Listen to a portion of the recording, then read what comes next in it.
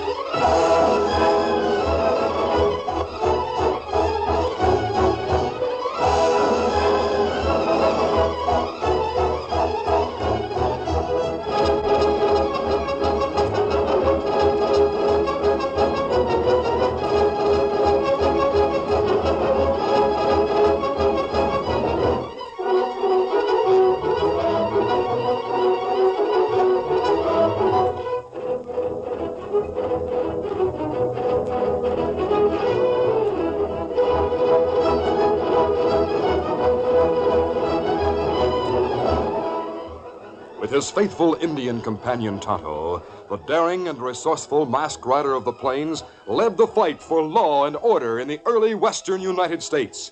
Nowhere in the pages of history can one find a greater champion of justice. Return with us now to those thrilling days of yesteryear. From out of the past come the thundering hoofbeats of the great horse Silver. The Lone Ranger rides again. Come on, Silver. Let's go, big fella. Hi-yo, Silver. Away!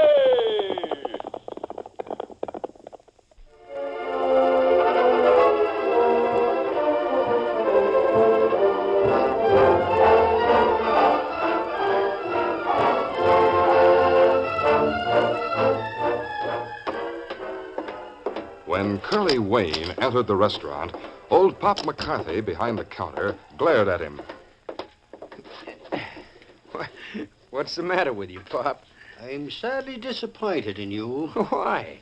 What have I done? The word is that you've taken a job with Warren Kent. You're working at the Golden Lady. It's better than starving to death, isn't it? I'm not so sure. Why don't you get a job at one of the ranches? Because no one needs any hands. Well, just because you're quick on the draw is no reason to hire out as a gunman. I haven't done that. Sooner or later, Warren Kent will be calling on you to do some of his dirty work. How long have you been here? Oh, about a week. That isn't long enough to find out what an ornery, double-crossing polecat Warren Kent can be. My advice to you is to quit. I'd sooner eat. But I'll make you this promise. As soon as I find a job punching cows, I'll take it. Now, how about a steak?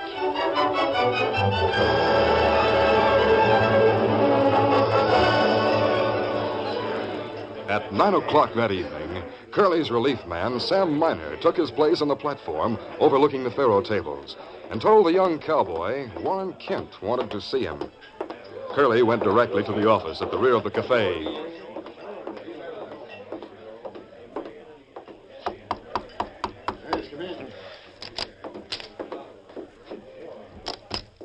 You wanted to see me, Warren? Yes.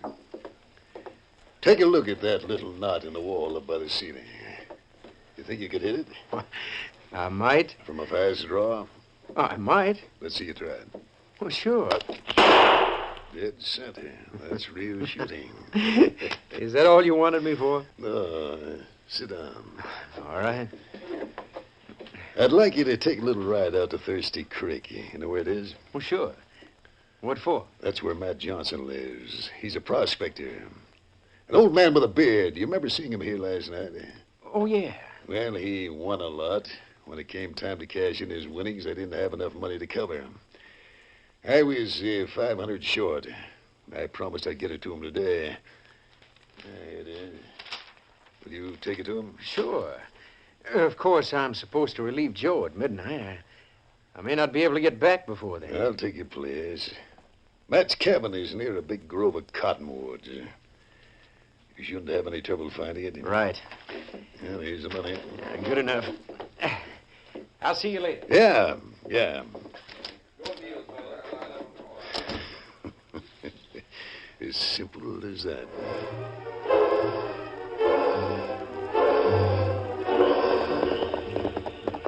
Ho, boy. Easy. When Curly drew rein in front of the prospector's cabin, he found the door ajar. He knocked on it and then stepped inside. Matt? Hey. Suddenly, he stopped short. The old prospector was lying on the floor, his eyes staring at the ceiling, a bullet hole in his forehead. Hey, this is murder. I'd better get to the sheriff. Easy, steady, boy. Come on, get him.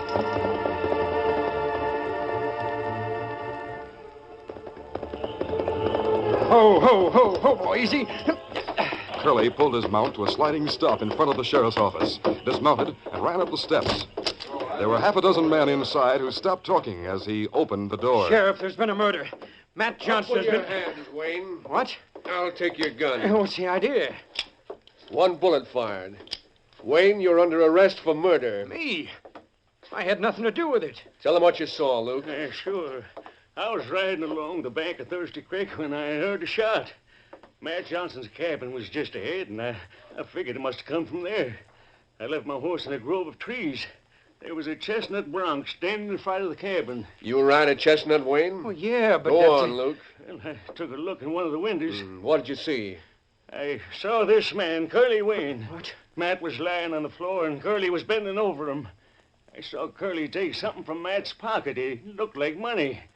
I ran back to my horse and rode here as fast as I could. Now, wait a minute. Keep him covered, Joe. Right. I'll search him. What for?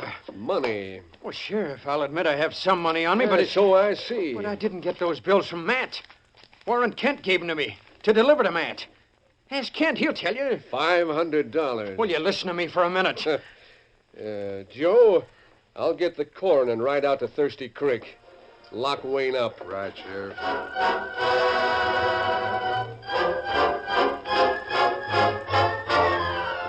Curly waited in his cell behind the sheriff's office for nearly 2 hours.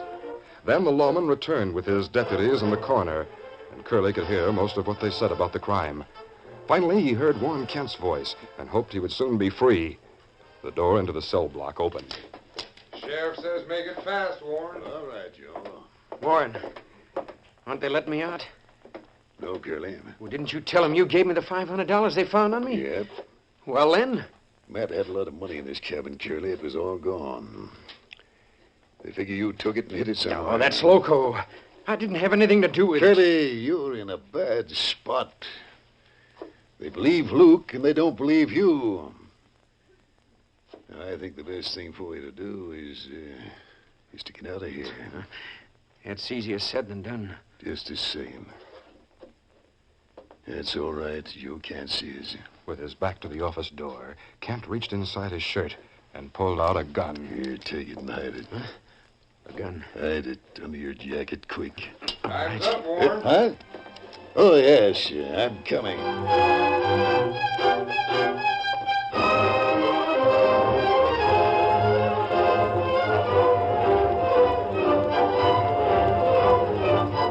The following afternoon, the Lone Ranger and Tonto made camp in the forest that stretched for miles to the west of the county seat, and Tonto rode into town for supplies.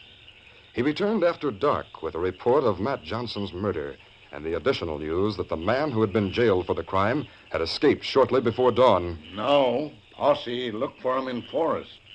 Maybe it's not good we stay here. We may be able to help find the man the posse's after. But no one know you round here, Kimasabi. Lawmen see mask, then think you outlaw. Wait, listen. The search may be over. There was no further shooting. The Lone Ranger and Tonto were about to begin the preparation of their evening meal when they heard the thunder of hoofs on the trail that ran close to their camp. Kimasabi, maybe that crook get way. We'll follow him. Come on. Easy now, Tiki fella. Come on, Silver. Let's come.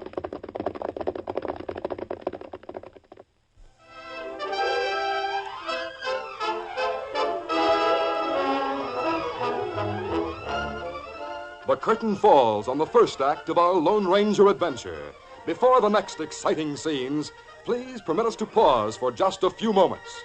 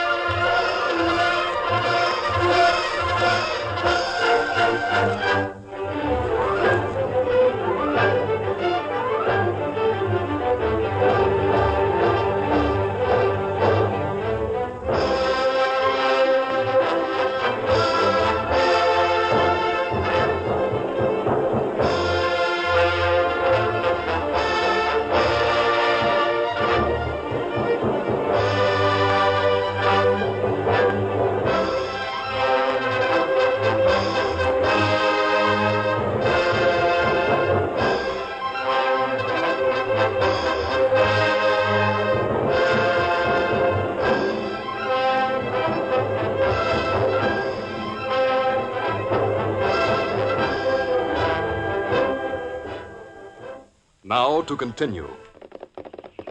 Here, come on, here. As Curly Wayne raced along the trail through the forest, his horse stumbled and fell. Curly was thrown free of the saddle, and as he hit the ground, his head grazed a rock.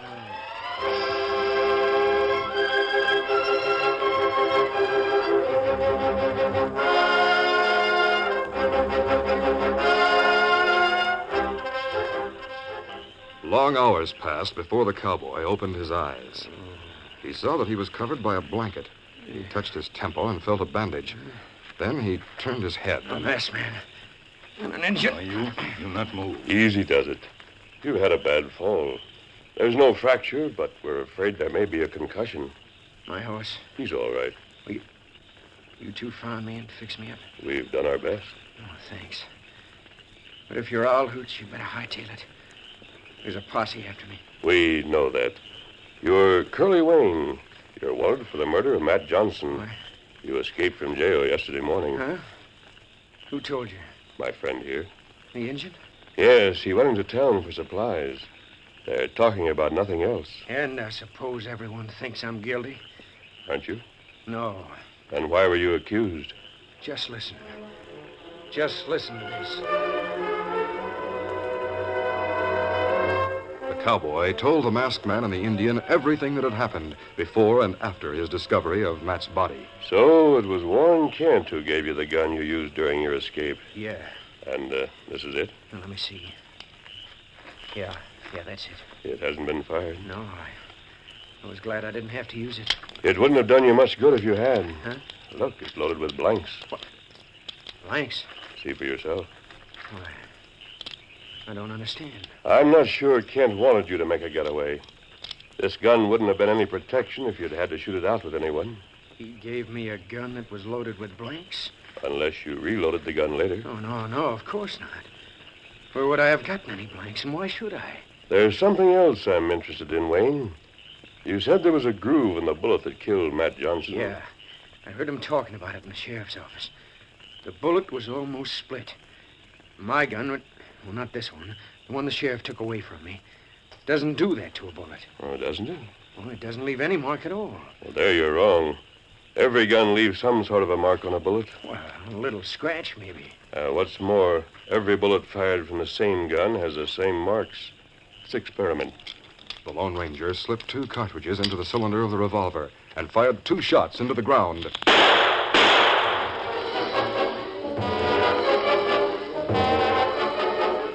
The bullets were dug up, and the men examined them carefully by the light of the campfire. Oh, deep groove. Almost split. Just the way they described the bullet that killed Matt. Masked man, do you see what this means? As far as I'm concerned, it means the sheriff arrested the wrong man. Warren Kent, he did it. And he sent me out to Matt's. And he must have fixed it up with Luke Cahill to go to the sheriff. Tonto, I'd like to have a talk with Luke Cahill. Me know him, Kimasabi. Him work at livery stable. Does he live there? Ah. Well, we have a few hours before it's light. Suppose we pay him a visit this morning. That good idea. What do you expect to gain by talking to Cahill? Information. You just rest easy until we get back. Right. Be careful. Let's go, Tonto.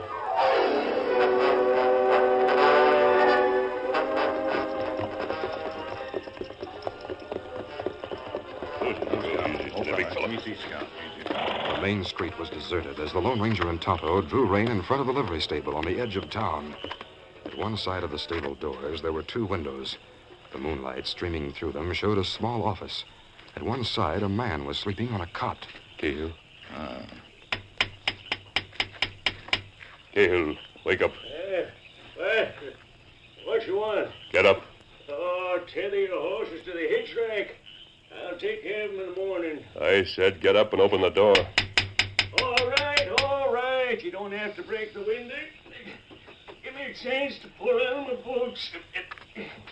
Where's that lantern? What you say to him, Kimasabi? We'll try to scare him into telling the truth. Most people take us for outlaws.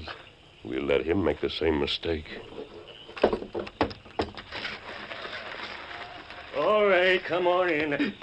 Hey, you're masked. Better shut the doors. Into the office, Cahill. Move. Mister, I only work here. Let's not have any gunplay. All the money's in the safe, and I don't have the combination. How much is in that wallet in your back pocket? Oh, only a few dollars. We'll see. No, please. It looks to me like a few dollars over 500. Well, that's all I have in the world. We're not interested in small change. Here, take it. Oh, thanks. Now, sit down. I want some straight answers. What do you want to know? First, you'd better be told who we are. We're friends of Curly Wayne's. Curly's an owl hoot? There was a posse chasing him tonight. Oh, that was because... You mean he was an owl hoot before he came here? I thought he was just a saddle bum. That's where you and Warren Kent made a big mistake. He has friends. Yeah, sure. What is it you want to know? Curly doesn't have anything to worry about. The posse lost his trail. He's safe wherever he is. We know that. But Kent isn't safe, and neither are you. Oh, please. Straight answers. Oh, sure. I told you anything you want to know. Kent paid you $500 to go to the sheriff. Oh, I didn't want to. I had to. I owed him a lot of money, and he threatened... Never mind. How much did Kent get from Matt's cabin after he killed him? I'm not sure. You'd better be sure. Well, I'm sure it was at least 10,000. All right. We'll settle for that. What?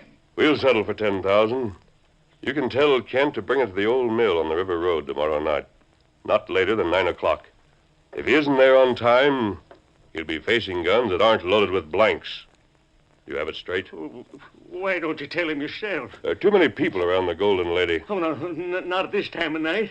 And there's an outside stairway that leads up to the rooms on the second floor. You've been elected to tell him, Cahill. You tell him, and tell him right away. Oh, all right. Let's go, Tonto.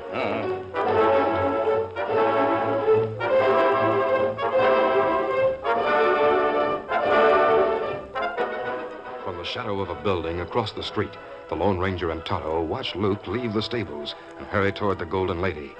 Then the masked man and the Indian rode through the alley to the rear of the sheriff's house. The masked man entered through an open window, and a few minutes later, the sheriff woke to find a gun pointed at him. What the... You're coming with me, Sheriff.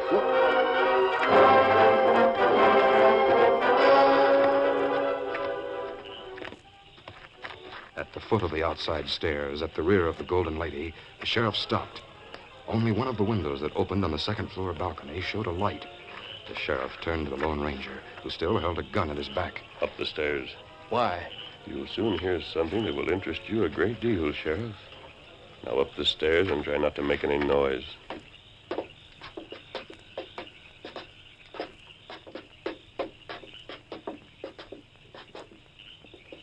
At the top of the stairs, the Lone Ranger pointed to the open window, and the sheriff walked ahead of him toward it.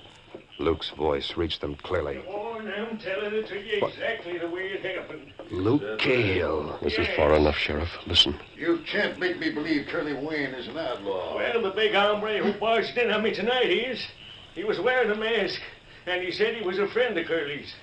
Naturally, Curly knew he'd been framed when he found out there were blanks in that gun I gave him. And he must have figured out that I was in on it, too. Yes, I was hoping he'd be shot trying to make his getaway. Well, he wasn't. And now he and his outlaw pals want the 10,000 you got from Matt's cabin. Wait a minute. I have an idea. The masked man said you must be at the old mill tomorrow night at 9 o'clock. Yes, I heard you. Let me think for a minute. Now, if I were to go to the sheriff and let me... Heard enough, Sheriff. I'll need a gun to make an arrest. Here's one. The same one Kent gave Curly in jail. It's the same one that killed Matt Johnson. Fire it and see what it does to a bullet. What? Adios, Sheriff. Wait. Hey, Luke, there's nothing to worry about. I have it. You've had it, Warren. What? You're under arrest. The charge is murder.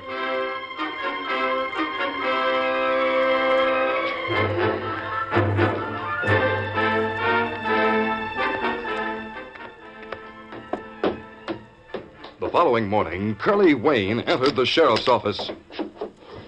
Sheriff. Morning, Curly. What are you doing here so early? A friend of mine persuaded me I should give myself up. Oh, that's so? Didn't your friend tell you why you should give yourself up? No, sir. Well, Warren Kent and Luke Cahill are in jail. What? And all the charges against you have been dropped. Oh, that's mighty good news. I am interested in your friend. He wears a mask, doesn't he? Why, I don't see What difference it makes? Neither do I. Did he happen to mention giving me this gun last night?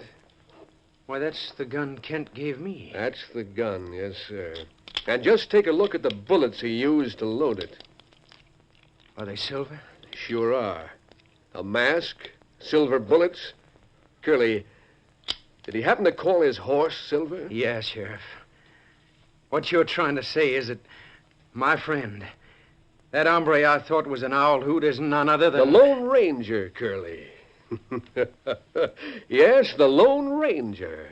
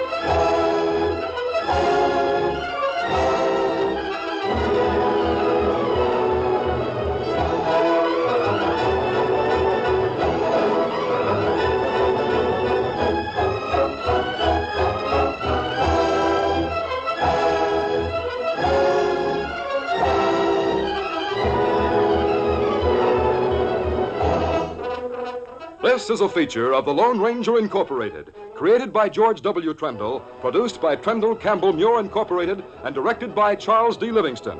Tonight's drama was written by Fran Stryker. The part of the Lone Ranger is played by Brace Beamer.